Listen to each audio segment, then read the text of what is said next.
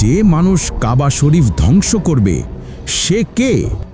ভাবুন তো, একদিন মক্কার বুকে আর থাকবে না কাবা শরীফ, না আজান, না তাওয়াফ, না হজ।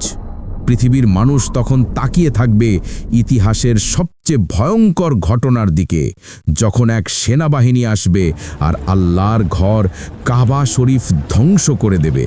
কিন্তু প্রশ্ন হলো, সে সেনাবাহিনী কে? আর কে সেই মানুষ যার হাতে কাবা শরীফের ধ্বংস লেখা? আল্লাহু আকবার, আল্লাহু আকবার। এই বিষয়টি কল্পকাহিনী নয়, এটি রাসূলুল্লাহ সাল্লাল্লাহু আলাইহি ওয়াসাল্লামের বর্ণিত এক হাদিস।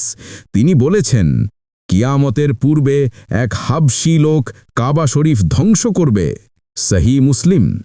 এই মানুষটির নাম পর্যন্ত জানা যায়নি, কিন্তু নবী সাল্লাল্লাহু আলাইহি ওয়াসাল্লাম তাকে বর্ণনা করেছেন এমনভাবে, তার দুই পা হবে বাঁকা আর হাতে থাকবে কাবা ধ্বংসের হাতিয়ার।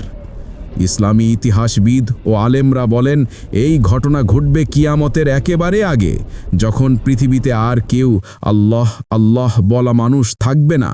তখন হজ বন্ধ হয়ে যাবে, কেউ তাওয়াফ করবে না, আর মক্কা হবে নিঃশব্দ, নির্জন।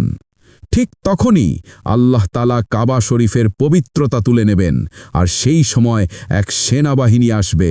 হাবশা অর্থাৎ আজকের ইথিওপিয়া বা আফ্রিকার এক অঞ্চল দিক থেকে। তাদের নেতা হবে এক অমানুষিক নিষ্ঠুর ব্যক্তি, যার লক্ষ্য হবে আল্লাহর ঘর ধ্বংস করা। সে কাবা শরীফের পাথর এক এক করে তুলে ফেলবে, যেভাবে ইট তুলে নেওয়া হয় এক দেয়াল থেকে, এমনকি ভিত পর্যন্ত ভেঙে ফেলবে। কিন্তু তখন আর কেউ প্রতিরোধ করবে না, কারণ পৃথিবীতে ঈমানদার মানুষ তখন থাকবে না। তাহলে বুঝলেন, কাবা শরীফ ধ্বংস হবে, কিন্তু তখন আর কেউ থাকবে না যারা তা রক্ষা করবে। অর্থাৎ আল্লাহর ঘর তখনই ধ্বংস হবে যখন পৃথিবীতে আর আল্লাহর নাম উচ্চারণ করা মানুষ অবশিষ্ট থাকবে না।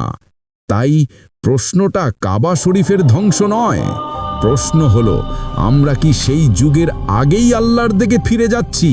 কারণ যতদিন এই পৃথিবীতে লা ইলাহা ইল্লাল্লাহ বলার হৃদয় থাকবে, ততদিন কাবা শরীফ থাকবে নিরাপদ। ফলো, লাইক, কমেন্ট করুন, যেন এমন আরও কন্টেন্ট আপনার কাছে পৌঁছে যায়। ইসলাম প্রচারে আপনার একটি শেয়ারই হতে পারে কারো হেদায়েতের দরজা।